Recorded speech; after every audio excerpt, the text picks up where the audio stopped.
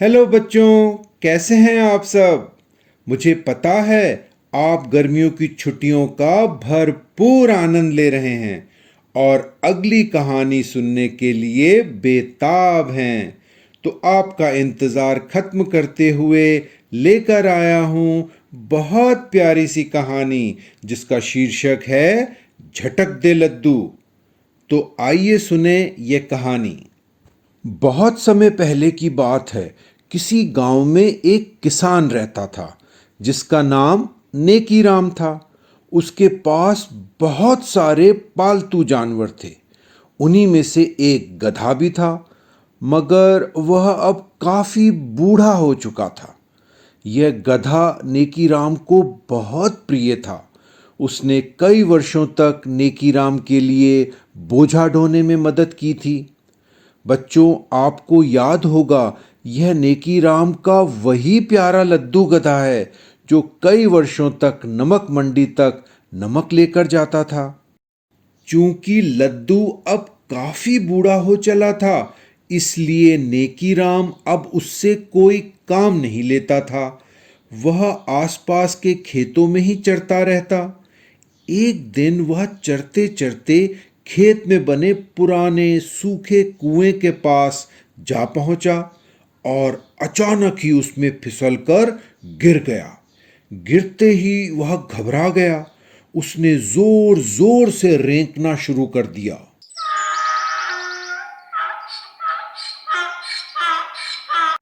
लद्दू की तेज रेंकने की आवाज सुनकर आसपास खेत में काम कर रहे लोग कुएं के पास पहुंचे। नेकीराम को भी बुलाया गया। नेकीराम ने स्थिति का जायजा लिया। उसे अपने प्रिय लद्दू पर बहुत दया आई। उसने मन ही मन सोचा कि इस गहरे कुएं में से अब लद्दू को निकालना बहुत मुश्किलों भरा होगा।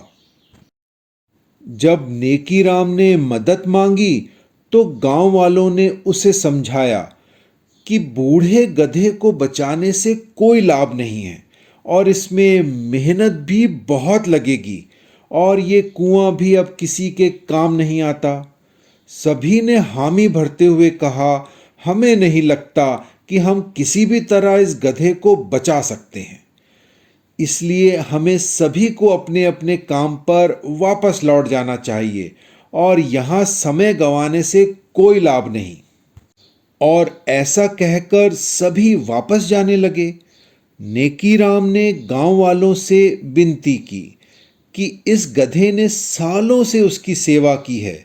वह उसे इस तरह तड़प तड़प कर मरने के लिए नहीं छोड़ सकता।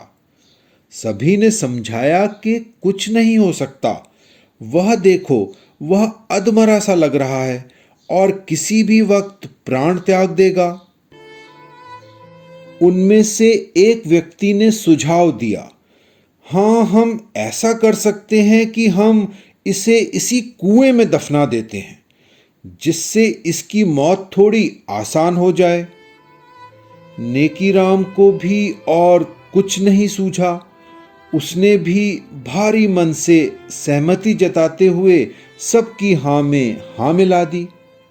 तो फिर चलो हम सब मिलकर इस कुएं में मिट्टी डालना शुरू करते हैं, एक गांव वाले ने जोर से कहा। लद्दू ये सब सुन रहा था।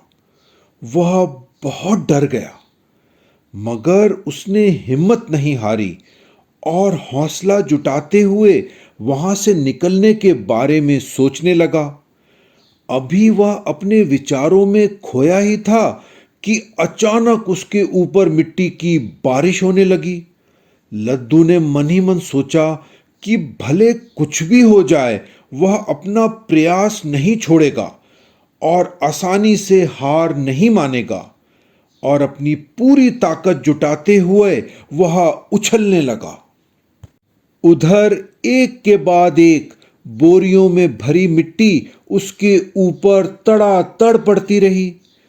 नेकीराम ने भी दुखी मन से अपनी बोरी में भरी मिट्टी उस पर फेंकी, मगर उसने देखा जैसे ही मिट्टी लद्दू के ऊपर पड़ती है, वह उसे शरीर से तुरंत झटकता है और उछलकर ऊपर चढ़ जाता है। लद्दू हर बार यही प्रतिक्रिया दोहराता।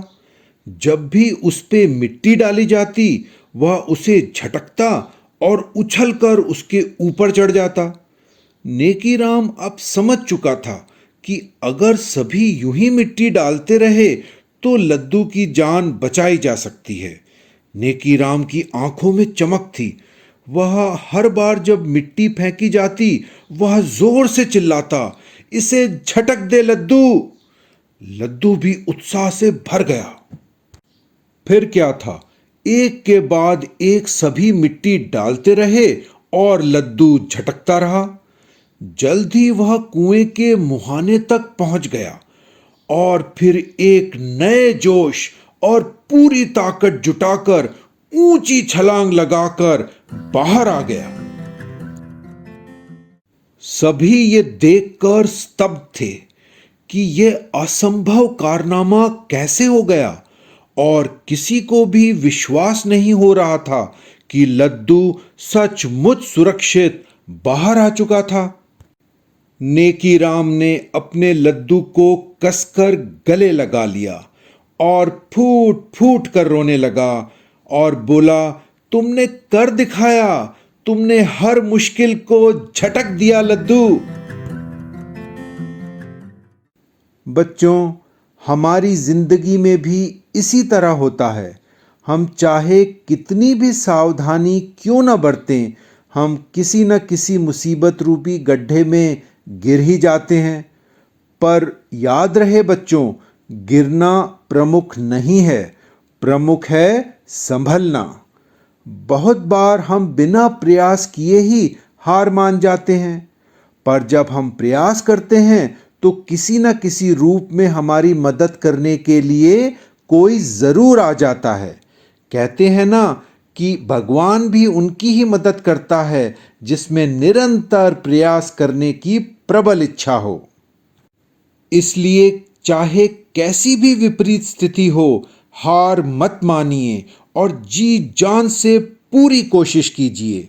सोचो, यदि लद्दू लगातार बचने की कोशिश नहीं करता तो नेकीराम के भी दिमाग में ये बात नहीं आती कि उसे बचाया जा सकता है। इसलिए अगली बार आप जब किसी मुसीबत में पड़े तो हार मत माने और पूरी कोशिश करके उसे झटक कर आगे बढ़ जाएं। अच्छा बच्चों, तो फिर आऊँगा एक और प्यारी सी कहानी के साथ।